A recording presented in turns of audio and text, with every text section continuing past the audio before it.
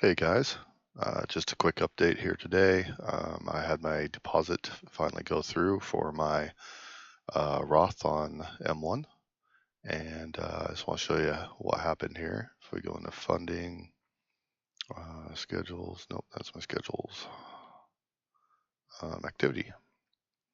So show deposit, I deposited $500, and you'll see I have 75 buys. So I bought 0.05214 shares at 95.88 on that one, et cetera, et cetera, et cetera. And I have 75 uh, businesses in my portfolio, which is pretty diversified, I'd say. Um, most of these businesses are um, dividend aristocrats, which means that they've been growing their dividend and paying it out for over 25 years. Others are not. A few of these, some of these are not, but they've been growing and paying out dividends for many years.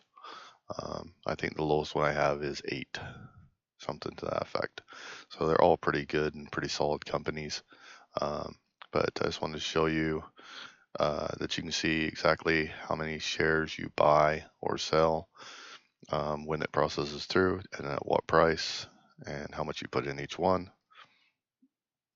My portfolio, which you can see my pie looks a little funky here right now, and that is because what I've done is I like today when it deposited it put 5% of my $500 into AT&T because that's why I had it set at, but now I've changed it and I've dropped it down to 2% as my target.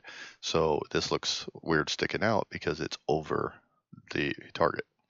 And then I added 3 stocks in here: Honeywell, Old Republic, and Chubb Limited. And they don't have any funding right now, so that's why they look like that. No colors and all gray and everything.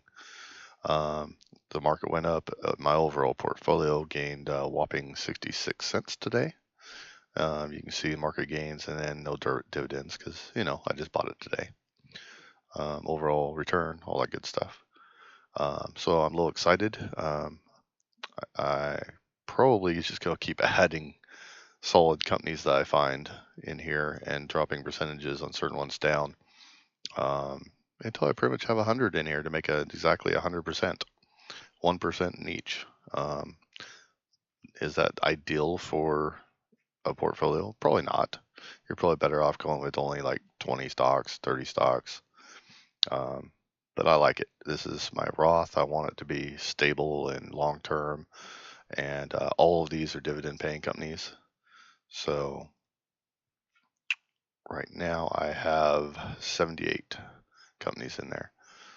So, and I've got the highest percentages going to some of them that have the highest yields right now, which just brings up my average yield a little bit. Um, but yeah, I just want to give an update and show you how it looks once you deposit and how you can tell what you purchased and all that good stuff. So until next time, talk to you later.